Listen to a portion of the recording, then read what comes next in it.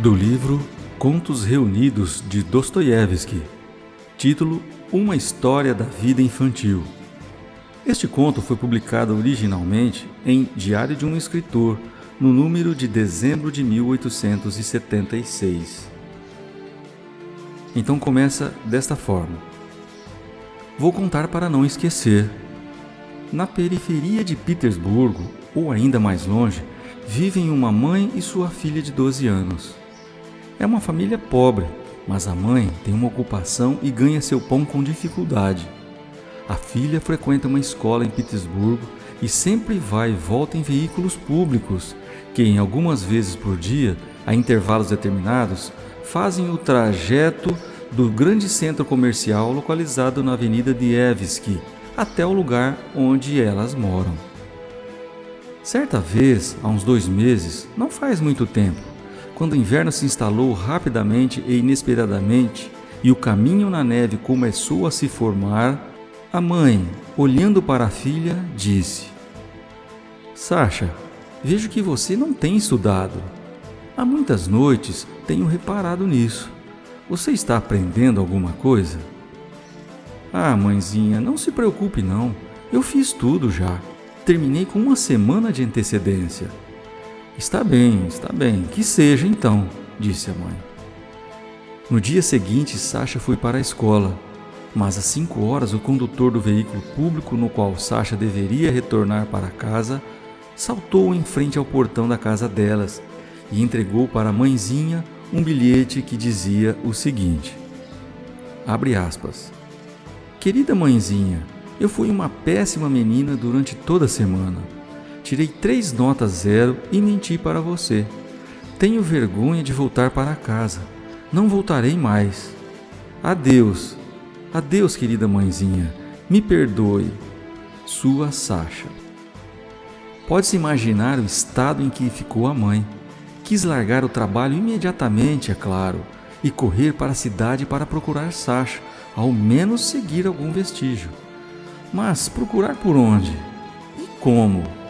Acontece que ali estava um conhecido próximo que, profundamente comovido, se ofereceu para ir imediatamente a Petersburgo e lá perguntar na escola, procurar com todos os conhecidos mesmo que fosse por toda a madrugada. O mais importante foi que ela imaginou que Sasha poderia voltar para casa durante esse período. Poderia voltar atrás na sua decisão inicial e, se não encontrasse a mãe em casa, talvez fugisse novamente, de modo que a mãe resolveu ficar e confiar na profunda comoção do bondoso homem. Decidiram que, caso Sasha não fosse encontrada até a manhã seguinte, informariam a polícia ao raiar do dia. Em casa, a mãe passou horas difíceis, as quais eu não vou descrever, pois é possível compreender muito bem. Então, contou a mãe, já perto das 10 horas, ouvi de repente passos conhecidos, pequenos e ligeiros no pátio coberto de neve, e depois na escada. A porta se abriu e lá estava Sasha. Mãezinha, ah, mãezinha! Correu para abraçá-la. Como estou feliz de voltar para você! Juntou as mãos, escondeu o rosto atrás delas e sentou-se na cama. Estava muito cansada, exausta. Em seguida, é claro, vieram as primeiras exclamações, as primeiras perguntas. A mãe foi cuidadosa, ainda estava sem coragem de repreender a filha. Ah, mãezinha, ontem, depois de mentir sobre os estudos, tomei uma decisão. Não vou mais à escola e não voltarei para casa. Pois se não fosse mais para a escola, como é que iria mentir todos os dias para você? Mas afinal, o que pretendia fazer, minha filha? Se não fosse para a escola e não voltasse para casa, iria para onde? Pensei em ficar na rua, mãe. Durante o dia eu ficaria andando por aí. Tenho um casaco quente. Se sentisse frio, entraria no passeio. Poderia comer um pãozinho no almoço e daria um jeito de beber alguma coisa. Agora tem neve. Para mim, um pãozinho é suficiente. Tenho 15 copeques, um pãozinho custando 3, daria para 5 dias. A mãe retrucou. E depois disso? Depois não sei. Não pensei como seria depois. E dormir? Onde iria passar a noite? Nisso eu pensei. Quando ficasse tarde e escuro, pensei em ir todos os dias para a ferroviária, bem longe, depois da estação, onde não há ninguém e onde ficam muitíssimos vagões. Entraria em algum que não fosse partir e dormiria até a manhã seguinte. Cheguei a ir até lá. Andei bastante, para além da estação, onde não havia ninguém. Vi que no canto havia vagões, mas não daqueles que levam passageiros. Pensei em me enfiar em algum desses vagões sem que ninguém visse. Quando estava a ponto de entrar, um guarda gritou: "Onde está se enfiando, garota? Esses vagões carregam mortos." Ao ouvir aquilo, dei um salto e vi que ele se aproximava de mim. O que quer aqui? Comecei a correr, e ele gritou mais ainda, mas eu continuei correndo. Fiquei tão assustada. Voltei para a rua e continuei caminhando, quando de repente vi um prédio alto, de pedra, que estava sendo construído, ainda nos tijolos, sem vidros, janelas e portas cobertas por tábuas e uma cerca ao redor. Pensei, se conseguir entrar de algum modo nesse prédio, ninguém vai me ver, está escuro. Dobrei a esquina e encontrei um lugar que, apesar de estar fechado por tábuas, tinha uma brecha pela qual consegui passar. Passei e caí num buraco, ainda com terra. Fui até um canto apalpando a parede. Lá havia tábuas e tijolos. Pensei, vou passar a noite nessas tábuas, e me deitei. De repente ouvi alguém falando numa voz bem baixa. Levantei um pouco e naquele mesmo canto ouvi pessoas falando em voz baixa e olhando na minha direção. Fiquei muito assustada. Saí correndo pela mesma porta de volta para a rua, enquanto eles me chamavam. Consegui escapar. E eu pensei que o prédio estava vazio. Ai, meu Deus. Quando me vi na rua outra vez, de repente me senti muito cansada. Tão cansada, mas tão cansada, que caminhei pela rua. As pessoas iam para lá e para cá. Não sabia que horas eram. Cheguei à Avenida de Nevsky, perto do Gostiny, chorando muito.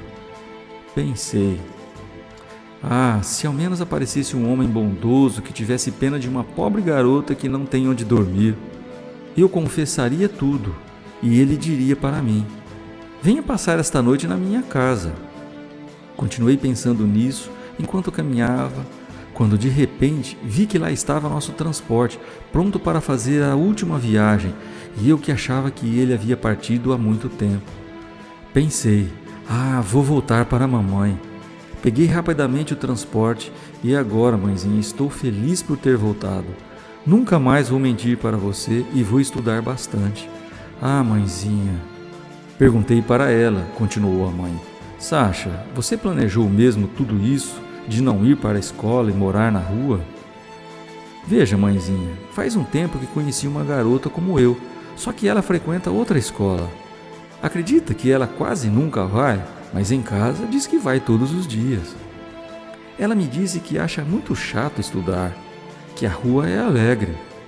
Disse assim, quando saio de casa, fico andando, já faz 2 semanas que não apareço na escola. Olho as vitrines das lojas, vou ao Passai e como um pãozinho, até de noite.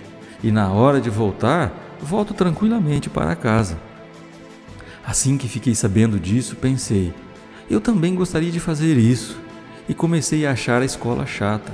Mas não havia planejado nada mesmo até ontem.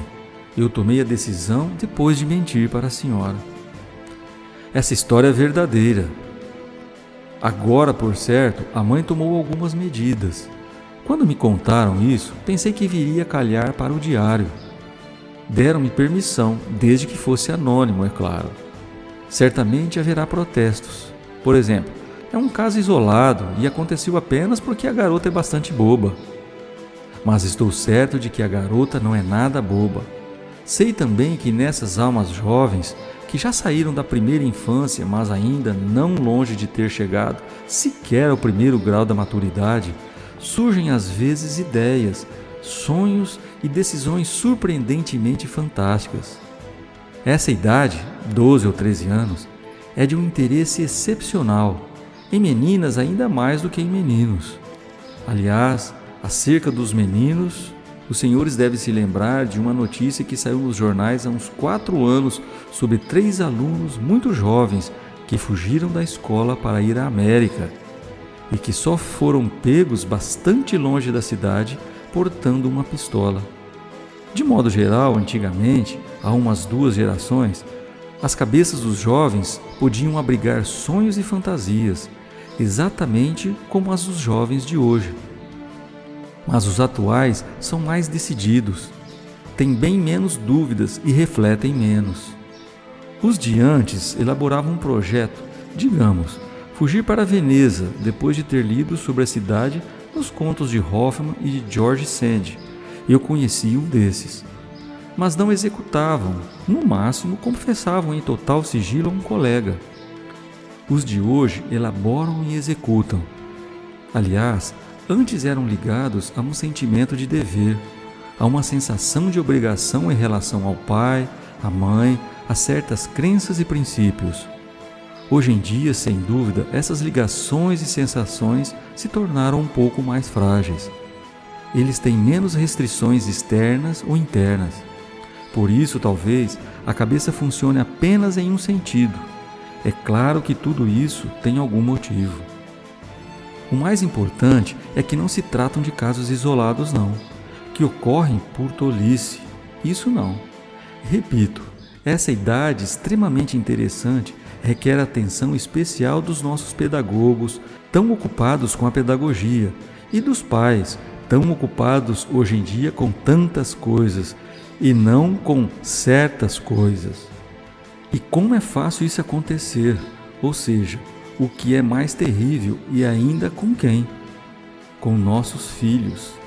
Só de pensar na posição da mãe dessa história, quando a filha de repente se cansou, saiu, chorou e sonhou que encontraria um homem bondoso, que teria pena de uma pobre garota que não tem onde passar a noite e a convidaria para a casa dele.